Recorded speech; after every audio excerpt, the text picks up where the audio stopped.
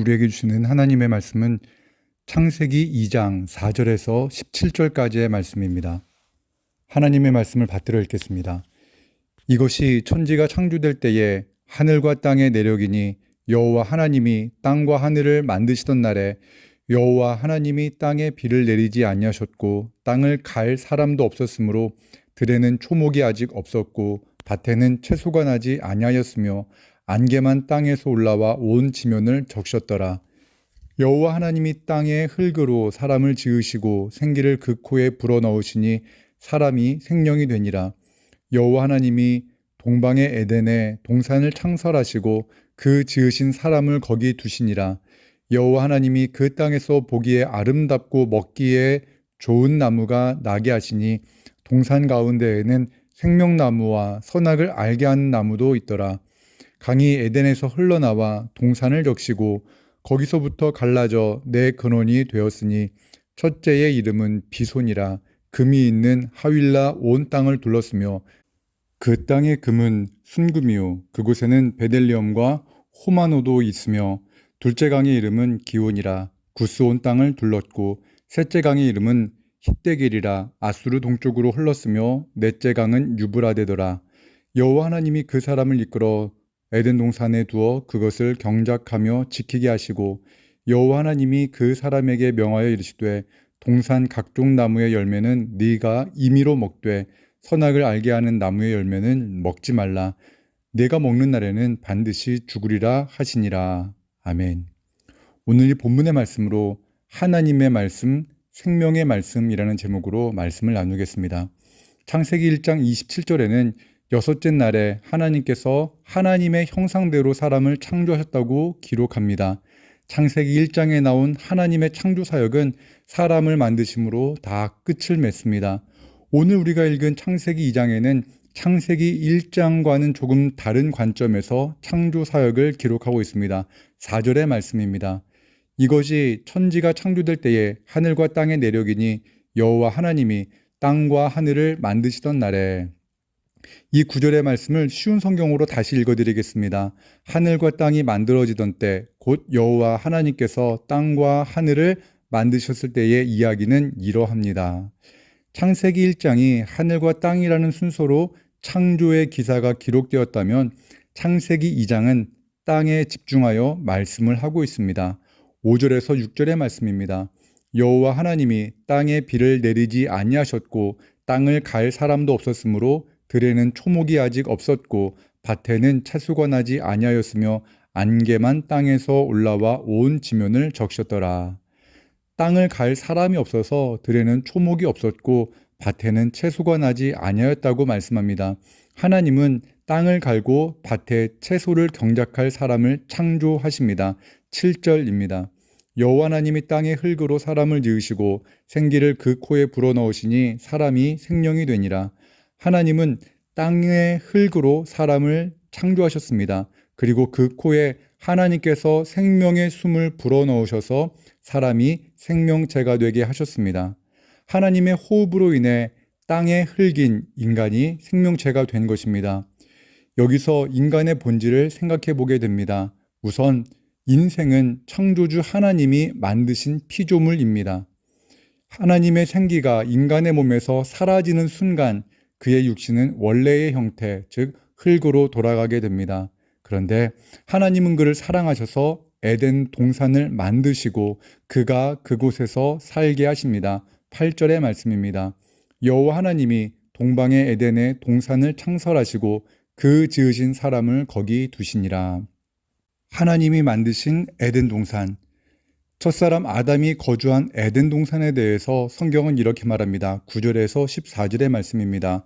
여호와 하나님이 그 땅에서 보기에 아름답고 먹기에 좋은 나무가 나게 하시니 동산 가운데에는 생명나무와 선악을 알게 하는 나무도 있더라.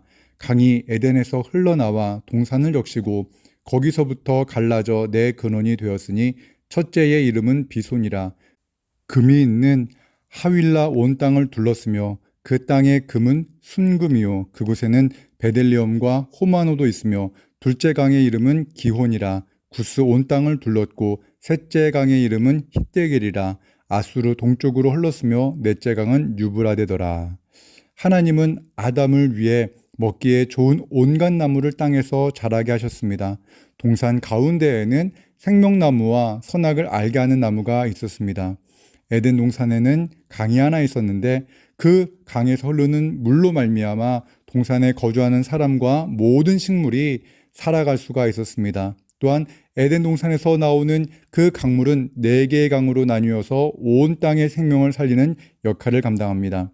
시편 1편의 말씀과 같이 시냇가에 심은 나무가 철을 따라 열매를 맺을 수 있습니다.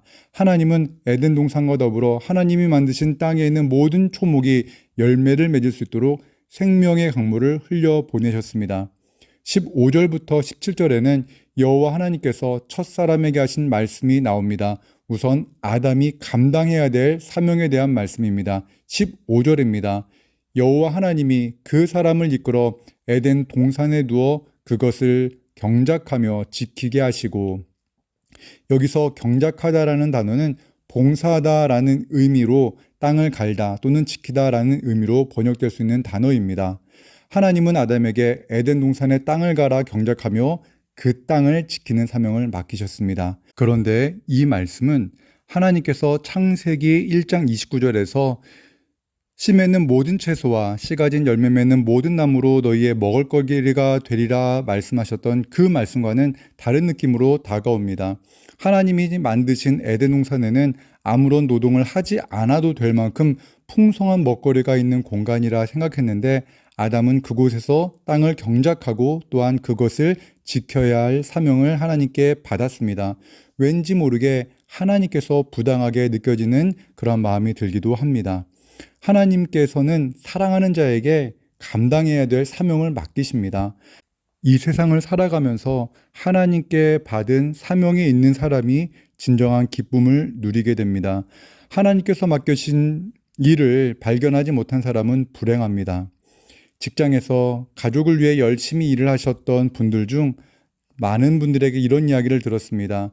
직장에서 일을 할 때에는 할 수만 있다면 빨리 이 일을 그만두고 싶은데 정작 나이가 들어 퇴직을 하고 나니까 할 일이 없는 것이, 그냥 논다는 것이 더 힘들다라고 말씀하십니다. 신앙생활도 이와 비슷합니다. 하나님께서 맡겨주신 사명이 있을 때 신앙생활이 더욱 기쁘고 즐겁습니다. 여러 해 목회를 하면서 여러 교회를 섬기면서 가장 행복하게 신앙생활을 하시는 분들은 대부분 나 아닌 다른 사람들을 위해서 봉사하며 교회를 섬겼던 분들이었습니다. 특별히 전도와 기도에 열심인 분들이 더욱더 기쁨과 감사로 신앙생활하는 것을 보았습니다. 하나님은 아담이 땀을 흘리며 땅을 경작하고 동산은 지키는 사명을 맡기셨습니다. 그가 땅을 경작할 때 하나님은 그의 수고에 합당한 열매를 얻게 하셨습니다. 16절입니다. 여호와 하나님이 그 사람에게 명하여 이르시되 동산 각종 나무의 열매는 내가 임의로 먹되. 농사를 직접 지어본 분들은 압니다. 내가 씨앗을 뿌리고 아무리 열심히 노력을 한다 하더라도 하나님의 은혜가 아니면 결실의 기쁨을 누릴 수 없습니다. 사도 바울은 이 경작의 비밀을 알고 있었습니다. 그는 고린도전서 3장 7절에서 이렇게 말합니다. 심는 이나 물 주는 이는 아무것도 아니로되 오직 자라게 하시는 이는 하나님뿐이니라. 그렇습니다. 농사의 법칙, 경작의 법칙은 영적인 영역에서도 동일하게 적용됩니다. 교회학교 선생님들과 영적 지도자들이 아무리 열심히 말씀을 가르친다 하더라도, 사랑으로 그를 섬긴다 하더라도 그 열매, 그들의 신앙의 열매를 맺게 하시는 분은 하나님이십니다. 우리는 이 마음을 가지고 우리가 해야 될 그러한 일, 말씀을 뿌리는 일, 그들을 사랑으로 섬기는 일을 잘 감당할 때 하나님께서 그 다음 세대들을 성장시켜 주실 줄로 믿습니다. 선악을 알게 하는 나무의 열매에 대한 하나님의 명령이 나옵니다. 17절의 말씀입니다. 선악을 알게 하는 나무의 열매는 먹지 말라. 내가 먹는 날에는 반드시 죽으리라 하시니라. 선악을 알게 하는 나무의 열매를 먹지 말라고 하신 하나님의 말씀은 우리 사람이 어떤 존재인지를 분명히 알려주는 말씀입니다. 하나님은 이 명령을 통하여 우리가 유한한 존재라는 것을 망각하지 않게 하십니다. 하나님의 말씀에 순종하기를 하나님은 바라십니다. 우리는 하나님이 허락하신 많은 과실을 먹으며 살아갈 수 있습니다. 동산 중앙에 있는 생명나무의 과실을 먹지 말라고 하신 것이 아닙니다. 생명나무의 과실은 먹어도 됩니다. 하지만 선악을 알게 하는 나무의 과실을 금하셨습니다. 하나님은 말씀으로 만물을 창조하셨습니다. 하나님의 말씀은 생명을 창조하는 능력을 갖고 있습니다. 아담에게 하신 그 말씀도 아담을 살리기 위한 말씀이었습니다. 하지만 간교한 뱀의 유혹에 넘어간 첫사람 아담과 하와는 결국 선악과를 먹습니다. 그러므로 말미암아 하나님의 말씀대로 죽음에 이르게 됩니다. 하나님은 이렇게 연약한 인간을 사랑하셨습니다. 이 죽음의 문제, 죄의 문제를 해결하기 위해 독생자 예수님을 이 땅에 보내셔서 우리의 죄의 문제를 해결하셨습니다. 이것이 바로 성경 전체의 주제입니다.